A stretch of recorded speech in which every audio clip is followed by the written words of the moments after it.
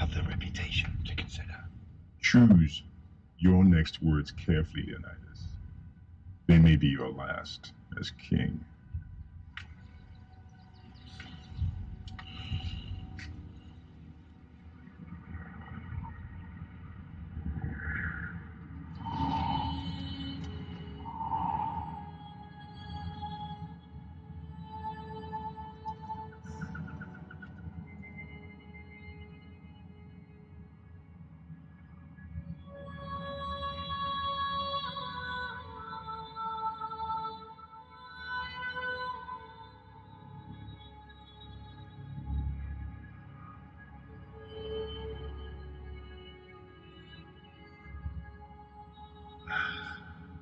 And water.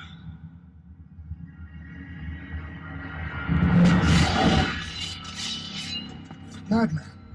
You're a madman. Air and water. But you'll find plenty of both down there. No man, Persian or Greek, no man threatens a messenger. You bring the crowns and heads of conquered kings to my city steps. You insult my queen. You threaten my people with slavery and death.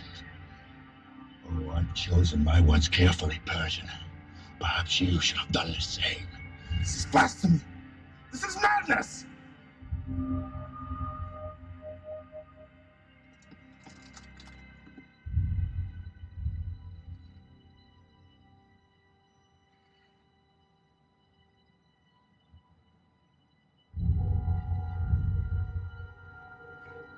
Madness.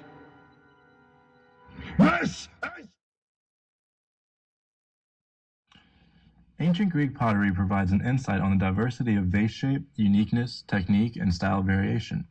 The pottery vases were made using simple tools and clay called keramos, which were easily accessible throughout Greece. The shape of the vases were consistent throughout the years, and the main variation was in the way the vase was painted. The design of the vase is where artists were able to use their creativity to paint in various patterns. There are 4 types of styles or groups: proto-geometric, geometric, black figure, and red figure pottery. Laconians were considered to be artistically backward in comparison to Athens and other Greek city-states. They preferred to be more eccentric and chose to create their own artistic path instead of following these styles, although some Spartan artists did use the black figure pottery as well. In addition to vases, Greeks also created other shapes of pottery. The most common form were amphorae, which were large vases used to store wine. Additionally, there were craters, ornikai, calixis, hydra, skyphoi, and lakaithoi. The majority of the pottery were used for everyday tasks such as eating, drinking, storing, and mixing wine or water, but there was also some use to hold other liquids such as perfumes and oils. Though most pottery was considered inexpensive, some artists' work was more desirable and would be sold throughout the Mediterranean.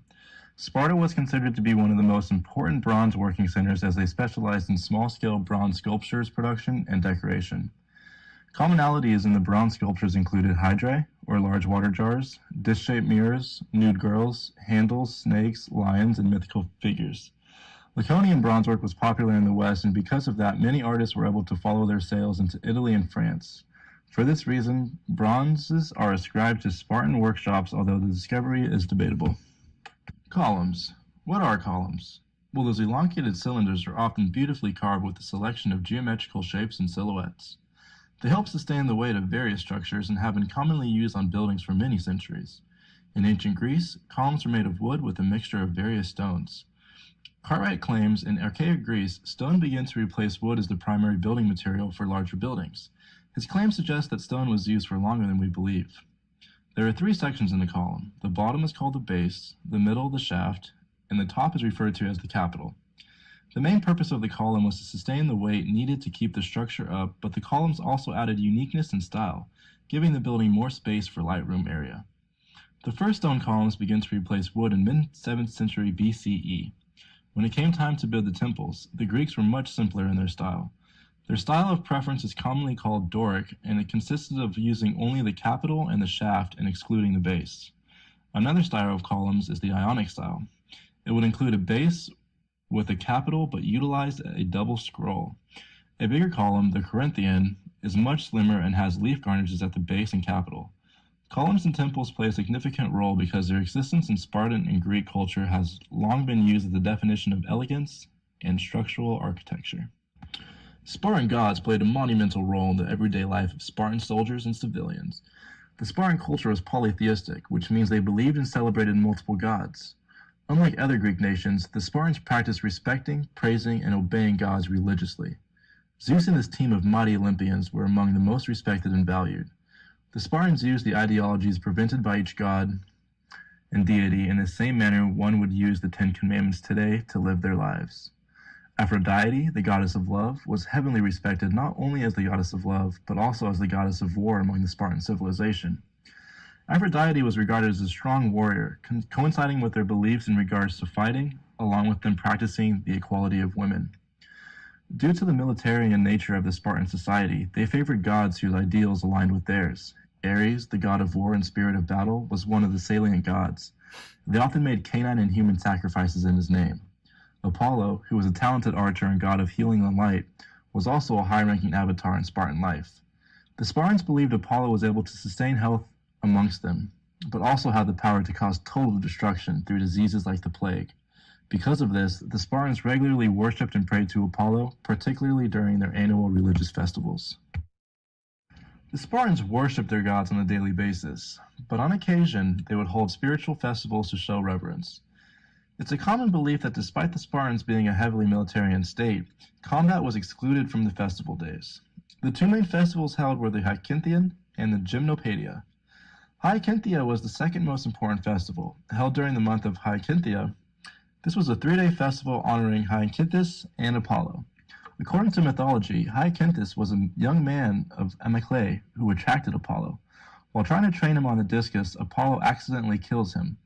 The festival mourned the death of Hykynthus and praised the majesty of Apollo. The festival is connected with vegetation and marked the transition from spring into the dry heat of summer where the grains ripened. The Gymnopaedia festival brought gymnastic and musical performances and aided in the cultivation of poetic and musical arts in Sparta. Gymnopaedia was a festival held in Agora where the Spartan youth put on dances and sang songs in honor of Apollo. The festival was also influenced by the victory of the Spartans at Thyrea. The soldiers who lost their lives at this event were thanked and celebrated in song. During this festival, Spartan people welcomed many visitors, and it was generally a time of merriment and rejoicing. While the Spartans were a nation founded by war, their commitment to the gods was unmatched. Daily prayers, festivals, and their commitment to the beliefs of the gods without question were some of the ways the Spartan civilization showed their devotion. Spartans' militaristic lifestyle was vastly different from the rest of the ancient Greek city-states. This indoctrination in military life began at a very young age and continued throughout a Spartan man's life. Beginning at the age of 7, if deemed strong, Spartan boys were taken from their mothers and placed into the agoge, a statewide training program, not only to become soldiers, but also to learn basic skills such as communication, dancing, and social structure. However, if the boy was deemed weak, he was either thrown off a hillside and left to die, or subjected to a life as a helot, which means slave.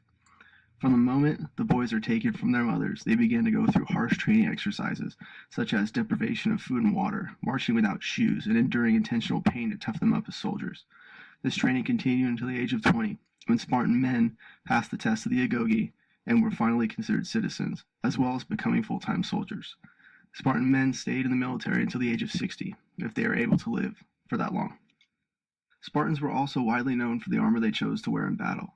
The crimson tunic and robe, which was made out of linen by the mothers and wives of soldiers going into battle, helmet, breastplate, and greaves, all of which were made out of bronze, the spear and dagger, which were the two main weapons of a Spartan soldier. However, the most known piece of armor was the shield, or as they called it, a hoplon. Not only was it the centerpiece for a Spartan army, it was also a major honor to claim. The hoplon was made out of bronze, with small segments of wood and 2 leather straps, and weighed roughly 30 pounds. Sparta was also known for the quality of the bronze figurines that its craftsmen produced during the Archaic period. It was famous for its arm-mated soldiers called hoplites. From birth, Spartan boys were prepared both physically and mentally for their later inevitable combat service. Most boys lived with their families until age 7. After that, they were sent to be trained as soldiers. This bronze warrior shows a soldier figure who once held a long spear in his raised right hand. The lives of Spartan women seem to have been rather different from those of other Greek women. Their education included lots of physical exercise, and girls were expected to take part in athletic contests. Spartans thought that by ensuring the physical fitness of Spartan girls, they would be more likely to have strong babies, who, if male, would grow up to be good soldiers. The bronze running girl shows a healthy, strong female figure. Only Spartan citizens owned land and had rights, but slaves, called helots, did all the agricultural work. The pariakoi were not slaves, but did not have the same rights as Spartan citizens. They lived in the villages around Sparta and would also have been involved in agriculture activities. This little shepherd figurine may represent a helot, or a pariakoi, who was carrying a sheep under his cloak. Sparta also had other types of sculpture art, such as ivory and bone carving, and even stone sculpture, in which artists created works in an original, often well-recognizable style. The Spartan people were that of extreme religious beliefs, tough warriors, beautiful pottery, and equality amongst their own people. Religion touched the lives of every Spartan through daily prayers and annual festivals. Many Spartans looked forward to the Gymnopaedia festival, as it was a time for them to unwind and be merry. Spartan civilization was centered around its military life. From infancy, the Spartan boys are trained to become warriors. They're separated from their families to train, and the weak are left behind. Spartans put a lot of time and effort during their everyday lives to perfect the art of pottery and bronze working. They came up with intricate designs, new shapes, and a new material not seen elsewhere in Greece. The Spartan society respected their values and lived every day for them. This is Sparta!